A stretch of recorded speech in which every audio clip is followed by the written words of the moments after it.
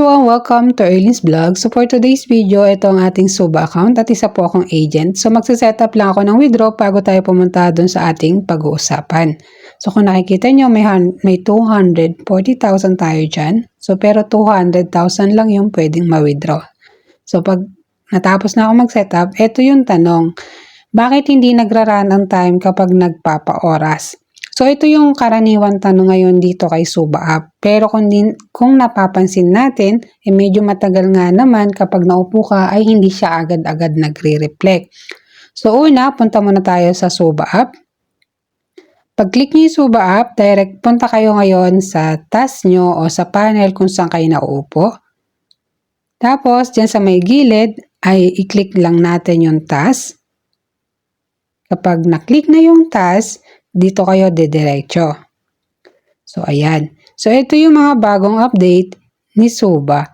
Sa may baba, may mga makikita kayong login, may makikita kayong gift sent, yan, sa Lucky, sa Luxury, tapos sa game, na may makukuha kayong mga diamond.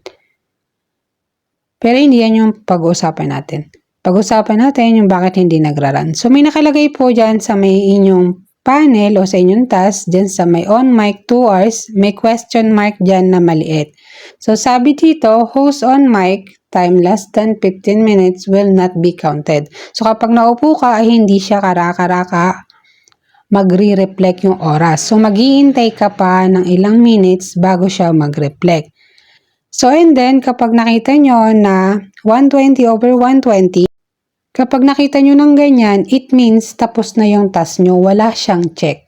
Ngayon, i-check lang natin ngayon, titingnan lang natin sa diamond kung nag-reflect nga ba siya yung task natin. Pero dito kasi kay Suba App ay delay yung pagkalagay nila ng mga diamond.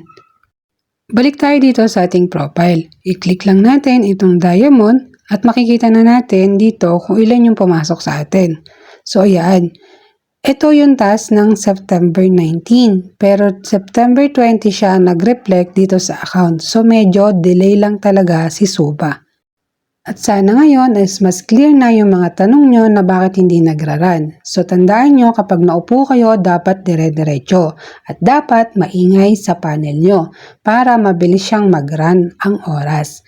Pero kung hindi siya maingay at pahinto-hinto kayo, yung oras ay pahinto-hinto din.